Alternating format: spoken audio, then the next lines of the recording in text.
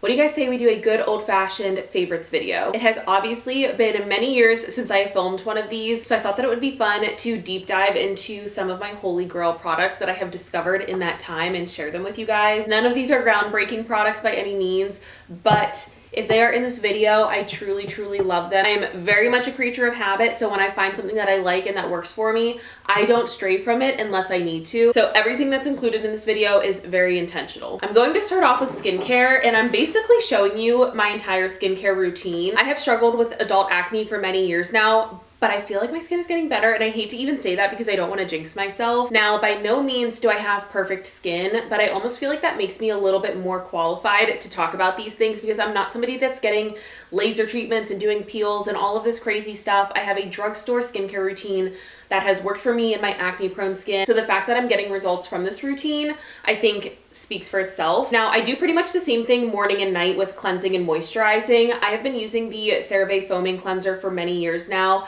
I just think that this is the best for being a gentle cleanser, but also being really effective at removing oil and makeup and all of the things. I have noticed the biggest improvement in my skin in the past few weeks, and I don't know if it's because my hormones are starting to level out a little bit being 3 months postpartum, but in the evenings, I have started double cleansing. I know that double cleansing is something that I have heard people talk about for years now probably, but now that I have been doing it for a few weeks and it was the only change that I had made in my skincare routine and I'm starting to see results, I think says a lot. And then I feel like everyone and their mother loves the Cerave moisturizing lotion. I also love the cream that's a little bit thicker if my skin is really dry in the winter and I need something a little bit more intense, but you just can't go wrong with this. It is so lightweight and it absorbs into the skin so fast, but it is truly just the most hydrating lotion I have ever used. What I also love about this is if I'm traveling, I will only bring the Cerave lotion because I can use it head to toe and I don't need to pack multiple products with me. I feel like there's really not much that you can or need to say about Cerave products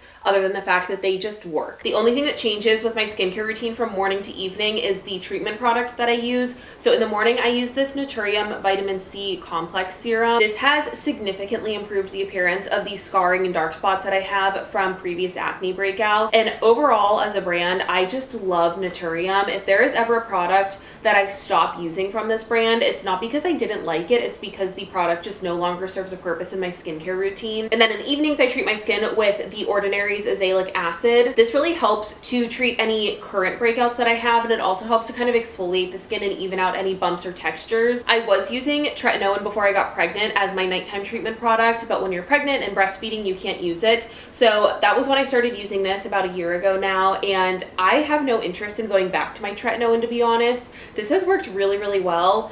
And all 4 of these products I have repurchased 4 or 5 times, and I don't see myself switching up my skincare routine anytime soon. Now I have 3 makeup products that I want to talk about, and the fact that they're all from L'Oreal is just a coincidence. The first one being the brow lamination. I'm sure that you have seen so many people talk about this product. It is truly just the best brow gel that I have ever tried. It has the best applicator, the way that it wears. Sometimes brow gel products can give a flaky sort of look, almost like dandruff in my eyebrows, and I've never had an issue with this one. I believe this is my 4th time repurchasing this, and the most recent time that I bought this, it was buy 2 get 1 free for L'Oreal products, and I was on the hunt for a new lip gloss and mascara, and lucky for me, I ended up loving both of them. The first one is one that I was influenced to try from TikTok. It is the Hyaluron Lip Oil in the shade Worth It. I've talked about this before, but I have a really hard time finding lip products that are neutral but don't look super peach or bright pink on me, and this has just been the best for day to day. Now, if I could find a lip liner to pair with it, that would be awesome. So if you have any recommendations, please let me know. The scent is just the lightest minty sweet. It has that cooling feeling on your lips, but it's not tingly by any means, and it's just a perfect day-to-day product. And then for mascara, the fact that I found one to include in this video that is not my Maybelline Lash Sensational says a lot. I've been using the Maybelline Lash Sensational for literally 10 years now, and I always go back to it. But I do like trying new mascaras here and there. So this is the L'Oreal Paradise Big Deal Mascara. I would say the biggest difference I notice with this one is that it's a little bit more lengthening and the Maybelline one is a little bit more volumizing. But overall, this wears really, really nicely. And I am surprised that I like it as much as I do. It has a really nice applicator that just combs through your lashes. It lengthens them. It doesn't get spidery or clumpy or transfer to my eyelid or anything like that. So I surprised myself with this one, but I do really, really love it. Now, next up, we have nail polish. I am and always have been a do-it-myself manicure kind of girl. So I have tried many nail polishes. So with that being said, I can confidently say that the Essie Gel Couture line is the best nail polish line from the drugstore. I think that a lot of people get thrown off and confused by the name. It is not a gel polish. You just paint it on your nails and it dries like a normal nail polish. You can take it off with normal nail polish remover. The wear on this is unmatched. I can get like 10 days using these nail polishes. They're also super shiny, which is what lets them really mimic the look of a gel manicure. I really wish that they had more colors to pick from, and I also don't love the top coat from it. I get a lot of shrinkage from it. So instead of using the top coat that goes with this line, I've been pairing them with the Sally Hansen Diamond Strength top coat, and it's actually been working really well. And this is also a very affordable top coat. I have one hair care product that I want to talk about. This is the Dove Bond Strength Hair Mask. I absolutely love this. Even though my hair is naturally very textured and curly and frizzy, it's very fine and it can be weighed down very easily. And a lot of hair masks that are designed for the type of hair that I have tend to be too heavy and like weigh it down. This is so nourishing but so lightweight. I just realized that all of the products I've talked about so far are from the drugstore and very affordable. So that's actually what I was going to say about this, is that it is a drugstore product, it's affordable, and it just makes my hair so soft and so shiny. And I really want to try more products from this line. I just have so many products that I'm trying to use up before purchasing anything new. It also smells amazing, which I know doesn't change the effectiveness of the product, but is always a good bonus. Next up, this is obviously not a beauty product. This is the Espresso that I use every morning. If you're somebody that is trying to break the habit of buying your coffees out all the time and you're trying to form a good at-home coffee routine, finding a coffee that you actually like can sometimes be pretty difficult. So this is the Illy Classico Espresso. I have been using this for probably like a year and a half now. I've tried other espressos and they do not taste nearly as good as this one. I make my espresso stovetop with a mocha pot, so I don't have like a fancy espresso machine or anything, but this espresso tastes so good.